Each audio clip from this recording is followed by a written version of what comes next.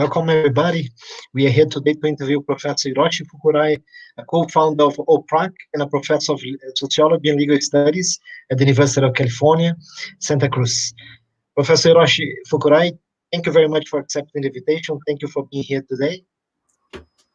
You're welcome. First of all, I thank Professor Dennis de Castro-Harris for creating this wonderful opportunity to talk about my most recent research on the understanding of the role of international law, called the Original Nation Approaches to International Law, which can be abbreviated as ONAIL, as well as my work on so-called the Original Nation Scholarship. Thank you, Professor Hiroshi. Please, what is ONAIL? If you can try to summarize for us. Okay. The idea is to look at the international relations that exist today, right? From the perspective of indigenous and original nation and peoples. Therefore, offering not the state-centric narratives of international relations as well as the role of international law, rather the diametrically opposed, what I call on-the-ground portraits of the relationship that exists between original nation and the state system. In doing so, the Original Nation Scholarship tries to capture the long-standing regional conflicts and armed struggles and resistance that exist today, as well as conflicts that existed for the last several hundred years all across the globe. And these conflicts reflect the historically rooted tension and conflicts between two geopolitical entities, the state on one side and the original indigenous nation on the other. So it seems to me that you are trying to create new concepts of nation and perhaps criticize existing concepts of state as well. Is that so? Yes.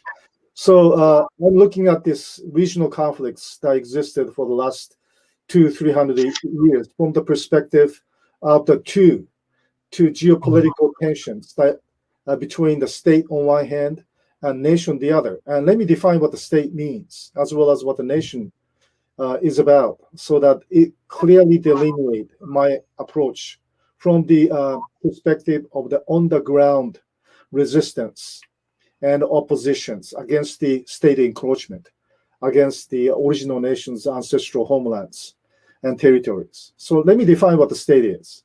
The state is rather a recent invented geopolitical entity. It is almost the outgrowth of the European kingdoms and decentralized power of Europe that had exported its colonial and imperial projects in creating their colonial compartments all across the globe. And since the colonial movements in the 20th century, and these European colonies in Africa, Asia, and the rest of the world became the independent states, right? So this concept of a state, or even the notion of state sovereignty, and that is the geopolitical entity, came out originally from the 1648 peace treaty in Westphalia, which is today's German city, to recognize almost 350 years ago the sovereignty of the newly emerged state like Austria, Sweden, United Kingdoms of Netherlands, and other regional kingdoms, feudal powers, as independent and sovereign state entity with no intervention principle. And so this geopolitical entity with state delineated borders had been extended into colonial domains in other countries and in other continents and areas. These European colonies then gained independence throughout the decolonization periods of the 20th century, including nearly all of today's so-called post-colonial African countries, Asian countries, among many others, because the state was created by violence and force. The state remains necessary geopolitical domain bound by law. That is, the state remains what I call legal construction. On the other hand, nation is quite different. It's a community of people who have common historical understanding of their psychological bonds, histories, traditions, language, and memory that were strongly attached to ancestral homeland and ancestral space. Their social, political, and economic life has been largely based on the self-sustaining culture and the tradition of self-governance. And the nation has long existed before the advent of the state system, which for the last several hundred years unilaterally imposed itself upon unconsenting and recalcitrant nations and peoples. For example, I live in the city of Santa Cruz, where the University of California was built, and this is where I teach.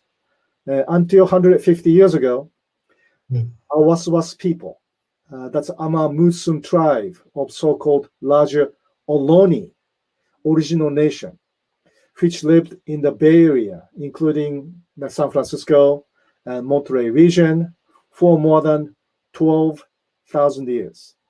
They have been eradicated politically and militarily by the settler populations who had imposed so-called settler state colonialism upon the original nation and peoples in Northern California. So let me give you one specific example of the eradication of original people in Santa Cruz. First governor of California, Peter Burnett, issued one of the earliest executive orders in 1851 to exterminate the California Indians by putting the bounty on every Indian body and soul. The California government eventually paid $1.2 million to bounty hunters, including settlers and soldiers who participated in the military excursion to exterminate the California Indians. So for the last few hundred years, state has engaged in the simultaneous process of what I call state building project and nation destroying project.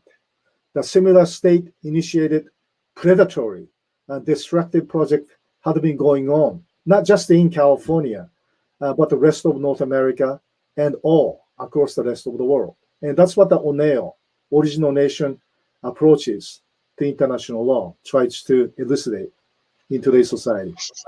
Very good, very good. It seems very clear, but it seems to me then that somehow you're making also some kind of criticism toward the usage of the expression United Nations, no? Because in fact, they are not really nations. We are talking about United States. Isn't that so?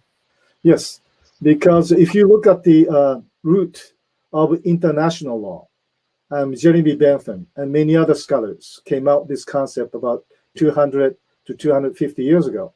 They talk about the legal binding documents and arrangements and agreements between states. So in other words, it is not the international law that doesn't bind the relation between nations, which we talked about, the original nation, indigenous nations. So international law is a misnomer. So it should have been called interstate law.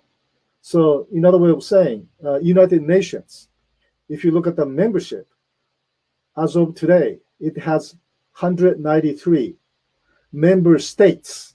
Okay, they're not member nations. So it's a United Nations should be called United States.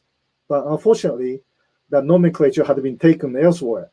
But again, the names such as international corporations, international agreement, it should have been called interstate relationship, interstate, trans-state corporations, and so on.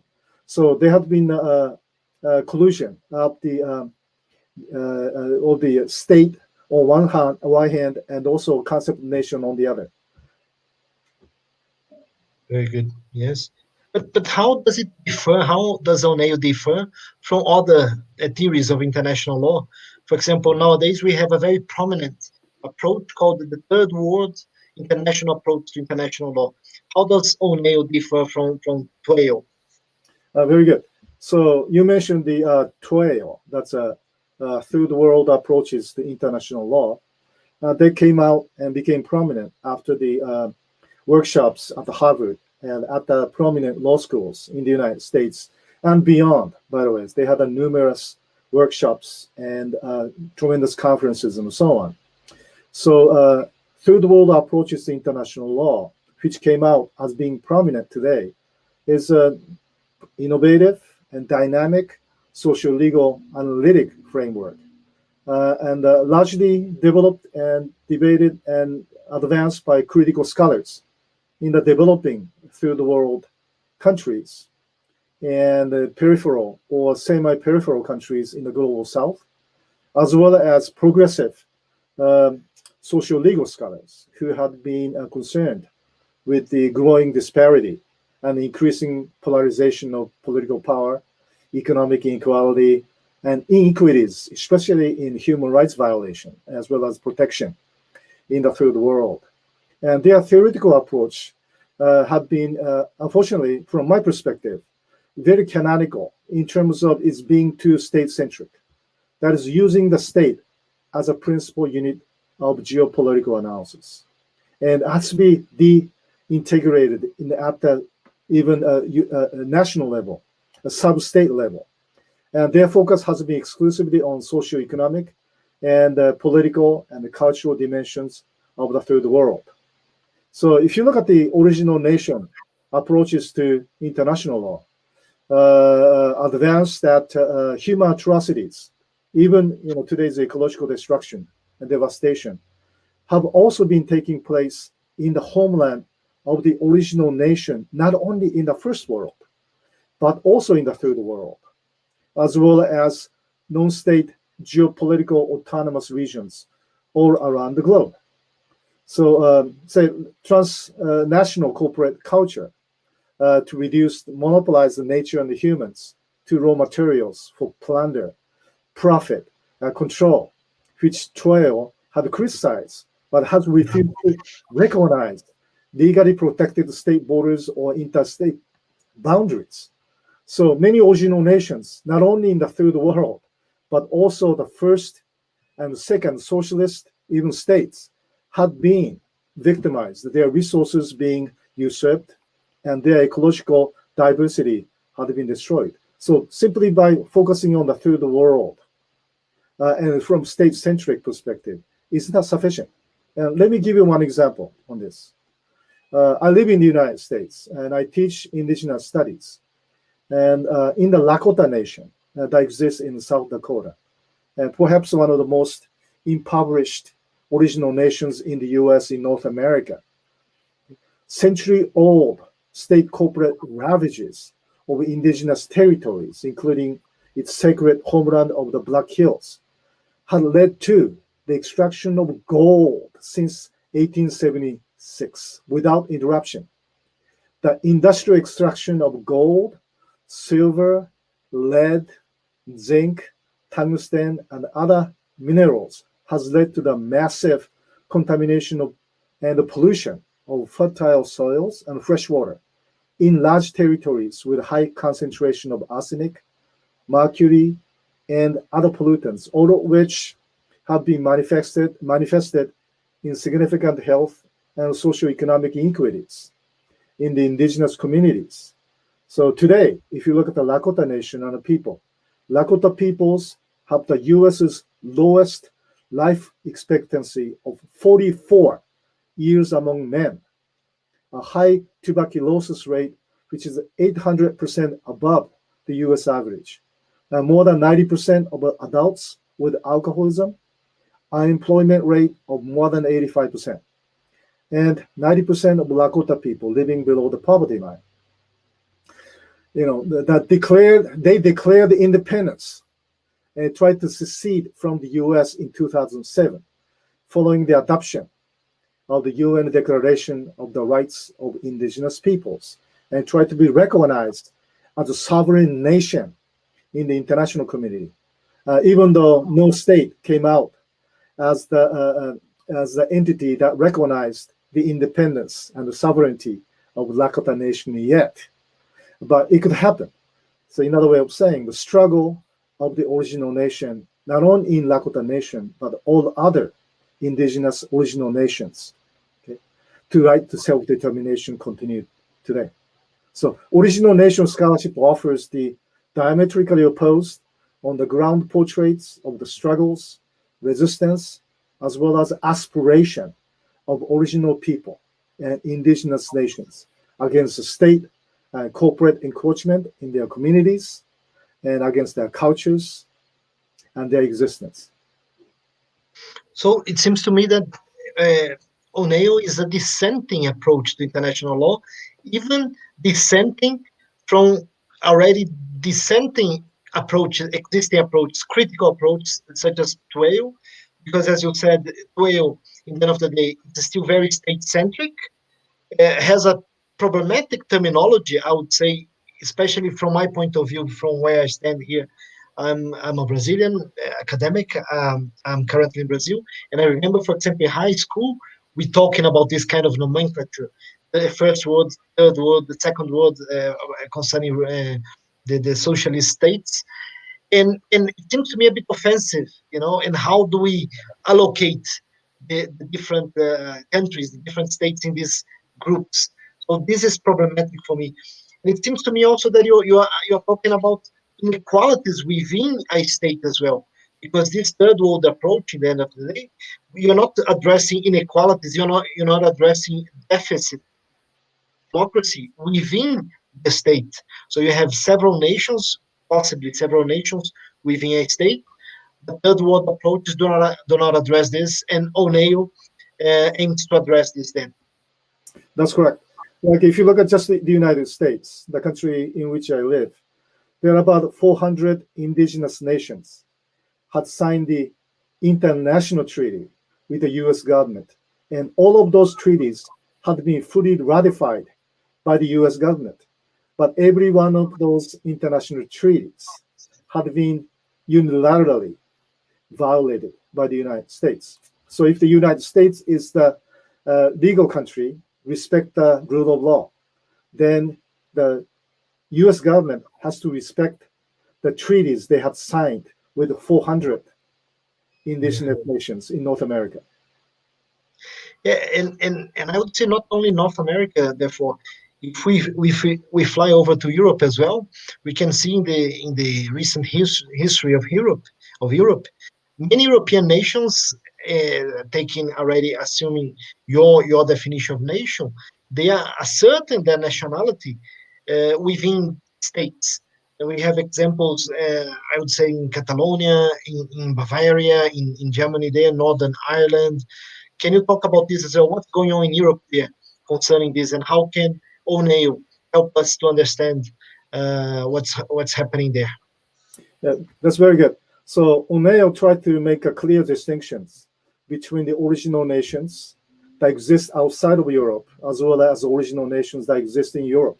Because let me give you some basically background, how this ONAIL distinguishes between original nations that exist outside of the European continent that still largely practice the culture of self-sustaining tradition, as well as the self-governance, ways of life. On the opposite, the European nations do not practice self-sustaining cultural practices, nor they have self-governance system. For example, you mentioned Scotland, Northern Ireland, Catalonia, recently asserted their rights for national independence from their respective system of, let's say, United Kingdom. In the case of Catalonia, Spain. The difference between the struggles of original nation elsewhere and those European nations, there are numerous differences. One striking difference is the fact that these European nations seek their independence without developing or redeveloping their economic, political, social, cultural system, without cultivating or even try to reviving their own system of self-sufficiency and self-governance, which they once practiced before they are being colonized by much bigger powers. That started probably from 800 AD through the emergence of the Holy Roman Empire and the coronation of Charlemagne. Now, we don't have much time to talk about that, but nonetheless, in other words, these original nations in Europe had largely destroyed their own ecological system, and they have already polluted once fertile soil and fresh water, engaged in a massive deforestation and destruction of their own biological and ecological diversities in their national territories. So in order for them to survive, those European nations continue to exploit natural and human resources of other nations elsewhere as exploitable property for their own gain and profit. And one of the unique characteristics of the original and indigenous nation elsewhere has been the preservation of self-sustaining culture, tradition of self-governance, and being reliant on the health of the ecological system and biological diversity upon which the original nation sustained their culture, polity, and economic system. Like Awaswas people here in the Bay Area and Ohlone Nation people, okay, have been self-sufficient while preserving and conserving their own ecological and biological diversity. But the European nations today, and as well as in the past, had actively participated with the state system to exploit, usurp, and destroy other nations and their ancestral homeland. Scotland, for example, a very proud European nation that reside in the British Isle, had created their own colonies in North America. And Irish people are also actively participating in the UK's settler state colonialism in North America through their migration, as well as actively participating in the formation of what I call shock troops of empire. For example, by serving in its infamous 7th Cavalry, called Irish Geese, in exterminating American Indians, including the infamous Wounded Knee Massacre, killing hundreds of elderly Indians, women, and children in 1890. And soon after that, they were sent in the late 19th century to the Philippines to exterminate American Asian Indians in Southeast Asia, killing with other U.S. military troopers in the multiple islands of Philippines to exterminate Asian Indians in Southeast Asia. And their excursion led to the killing of anywhere from 500,000 to 1.2 million Filipinos, making the third largest island of the Philippines, as the historians call howling wilderness, by exterminating every indigenous people over age of 10, including women, men, girls, and children. So in other words, those European nations still dependent upon the state-initiated colonial projections upon the nomenclature I hate to use, but the third world countries, and the exploitation of the original nations in those developing countries or in the global south elsewhere. Okay, yeah, very good. Yes, you tell me now regional nations. It could be even that they are the first world. It's not that they're the third world, they are the first world perhaps. But I keep thinking, for example, how to know more about ONAIL and what criticisms have the ONAIL approaches have received so far?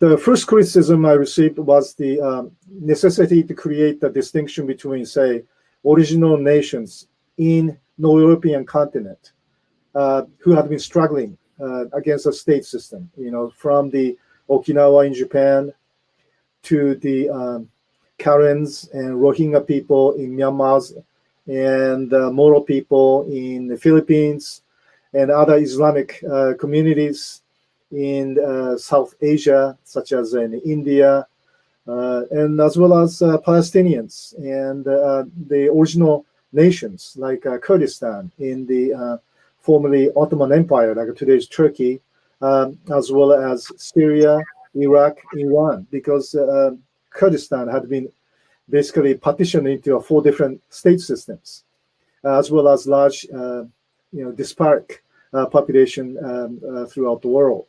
And try to make a clear distinction between this original nation and their struggles in elsewhere and original nation in Europe.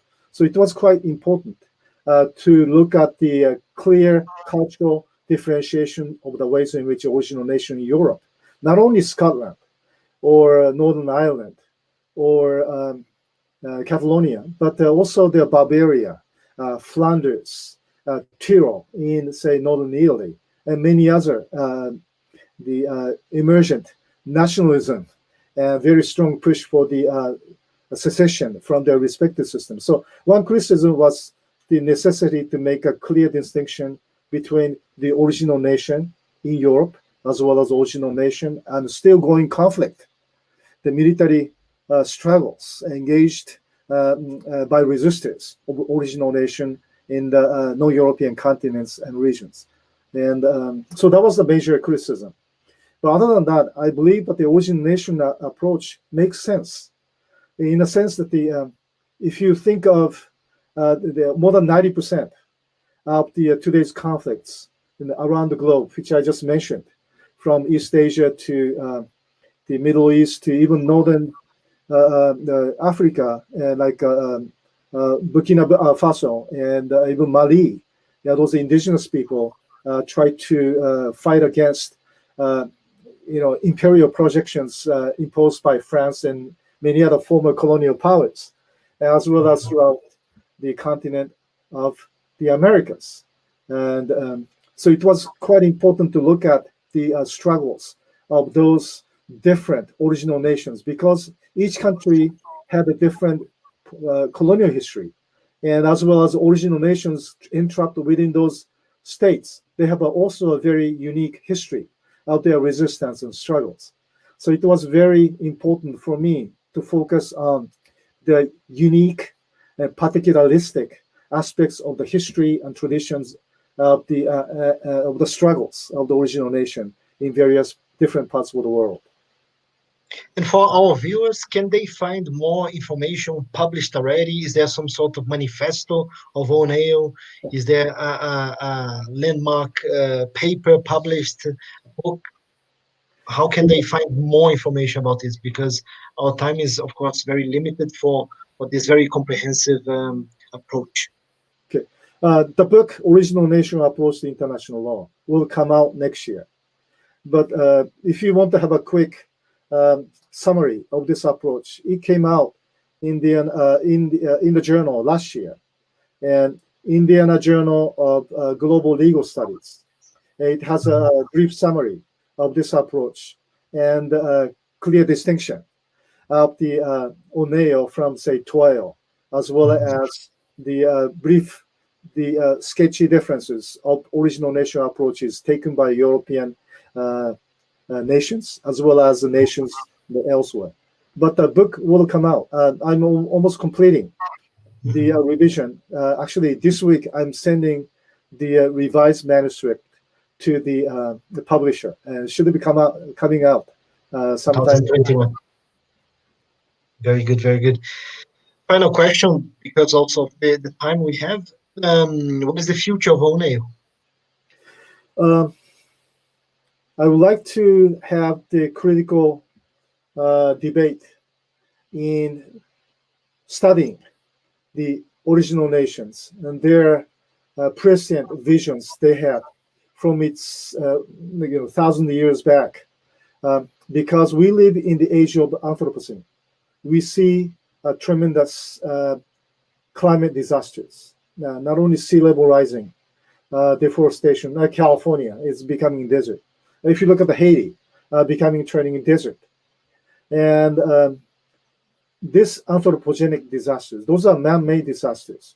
And if you look at the original nations, the cultures of self-sustenance or self-governance, they preserved and conserved the what's left of biological and ecological diversities. So I think it's very important to learn from their cultures how they have conserved the ecological diversity and biological diversity throughout their own generations, because that's something like European nations have forgotten.